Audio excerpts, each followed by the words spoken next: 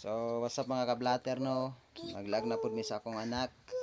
Pagulubot suroy ni mga kablatter. So, siyempre para mag safety first. Nato ang motor kay kung magpusto pa nimo dagan nato ang motor, mag helmet ta.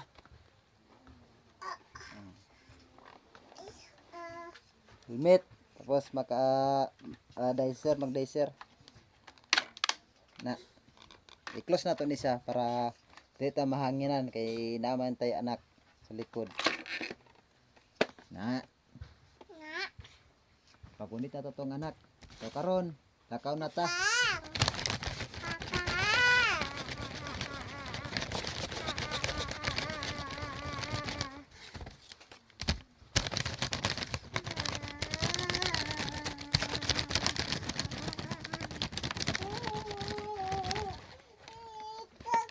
Di ka lubak-lubak ang dalan mga kablatter.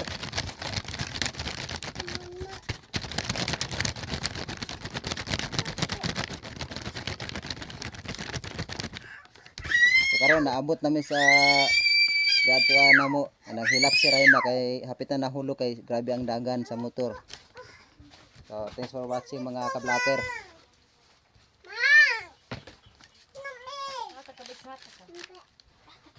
Kwarta na ni.